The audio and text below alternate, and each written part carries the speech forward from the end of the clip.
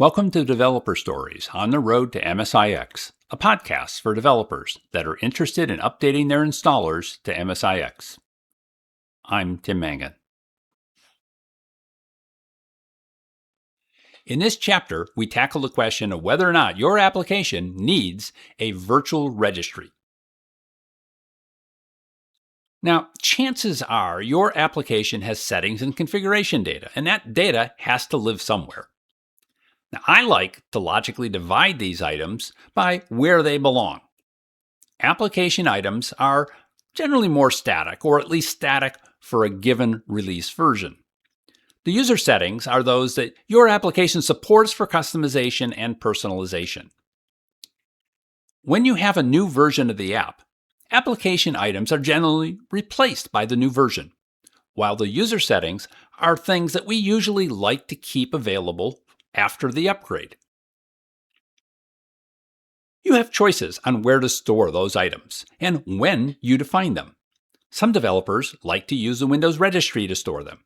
Others place them in files. Some of you do both.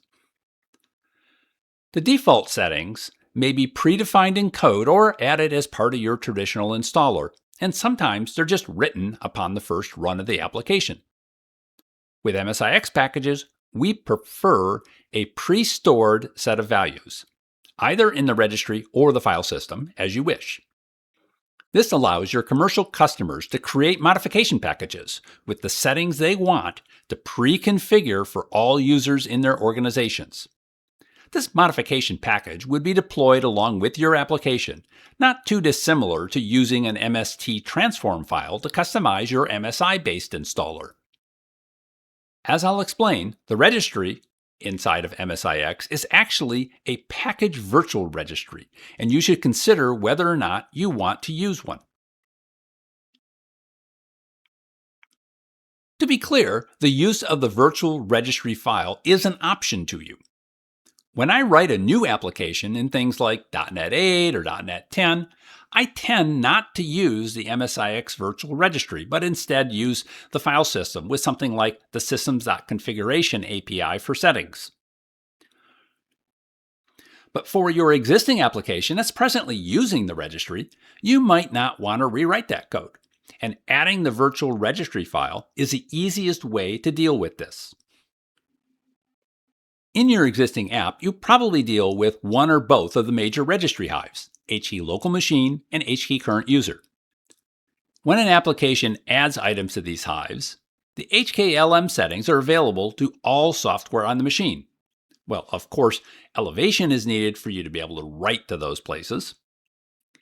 HKey current user settings, on the other hand, are also available to all software on the machine, at least for the logged-in user, but these may be modified by a user using standard elevation rights.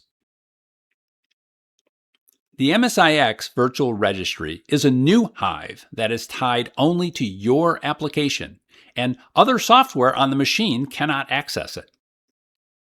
The virtual registry acts as an overlay. It overlays both of the main hives as necessary. This means that your application can request a normal-looking registry value, and if it's present in the virtual hive, it'll get that value. Otherwise, the main hive will be searched to see if the value is there. Any changes to registry values that are made by the user running your app will stay within their copy of the virtual registry hive.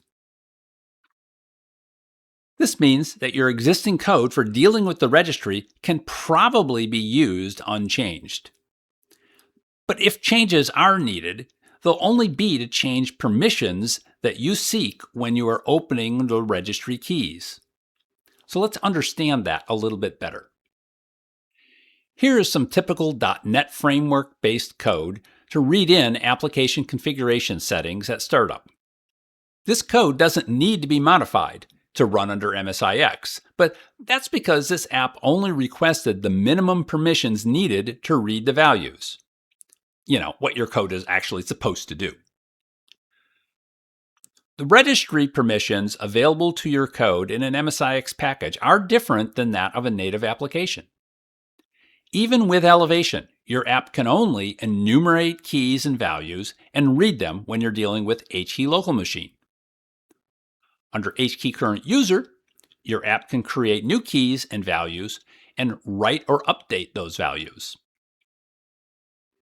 Specifically, the permissions you see here are generally available to traditional hives, but they're not available under the MSIX container no matter what.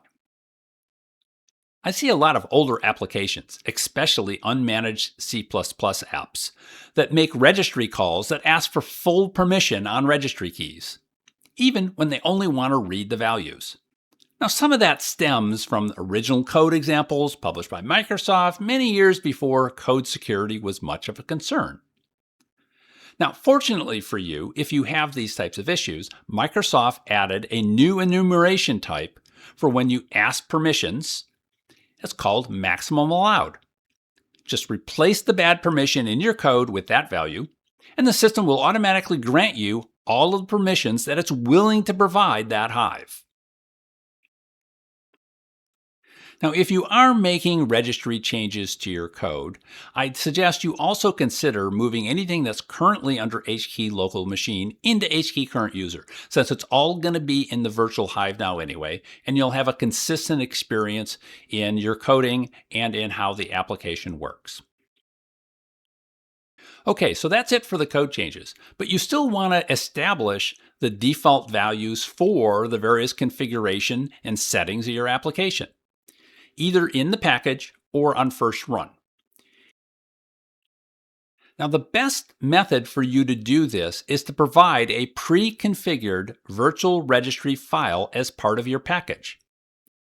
Not only does this make for a simple way for you to find your defaults, it also acts as a basis that your commercial customers are going to look for, so that they can create their pre-configured version of that file for their modification package.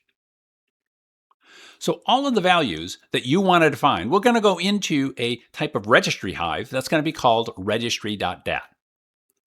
While the architects for MSIX also allowed for two other registry hive files, user.dat and userclasses.dat, you do not need them and shouldn't bother. Just put everything into the one registry.dat file and you'll be good to go. The easiest way to create that file is to use the regedit utility that comes with your OS, and I'll show you how to do that shortly. There's also an option, however, for you to build a tool that programmatically builds that file. To build that tool, you're going to use the Windows Offline Registry library as part of that build process. Now, I'm not going to show you how to do that here because, quite frankly, that's what Copilot is for. So when you go to create this file, there is one consideration that we need to talk about, and that has to deal with registry values that include file paths. So these will be registry strings or multi-strings typically. Now, depending on where you put the files in your package, you might need to do things a little bit differently here. Now, we don't have time to go into the virtual file system in this podcast. We'll have another podcast scheduled on that soon. But if the registry values are strings and multi-strings that include file paths, you should use the registry form shown here, which is the registry hive format. You can see an example here where we have virtualized location C program files with a variable called program files x64, meaning wherever the x64 file path should be. And that becomes important with VFS pathing in your packages because that location won't be C program files. It's going to be in a different area under the Windows Apps folder and your package family name. And so the system will automatically, when reading this registry value, translate it into wherever the correct location is so that your application will still see the correct path to that file. So here's how I create the registry.dat file using regedit. I first create a dummy key. I usually call it delete me, and I place it under the HKey current user software area, but that's just me. Under that key, I create a key called registry. That name is important. And under there, I'll create a key called machine and another one called user. Machine will be the virtual equivalent of HKey local machine. And under it, I can place the application items like you see here. Vendor name and an application name, and then a registry item that has a value where I would normally have installed the application. But I put it into the virtual registry format because I'm going to be using VFS pathing in my package. This key, called user, is really the equivalent of the all users hive. And under it, I placed a key called appv current user SID. This is the equivalent of the HKey current user key. If you're wondering, that name is really a leftover from the earlier Microsoft appv technology that also used a virtual registry hive. Under that is the typical vendor name and application name keys, and under there I'll put any settings that I want to make available to the user to modify while using the application. Obviously, you have to have GUI availability to do that. Once everything is in place, I click on the registry key. Then I'm going to right-click to export. Now, I don't want to use the standard file type of .reg. I want the registry format .dat.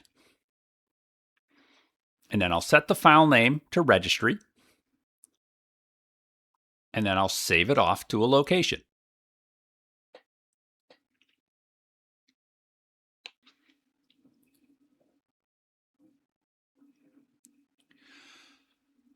Okay, so here's an example of a registry.dat file from an application we captured with more settings involved.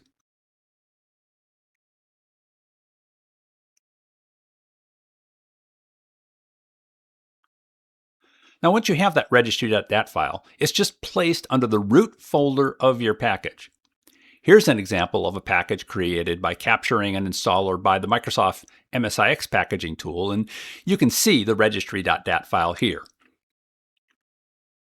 Now here's an example that's probably more like what you would be doing. It's an example of one of my MSIX packages that I created using the Windows Application Project template inside of Visual Studio. You can see that there was no VFS folders in that package.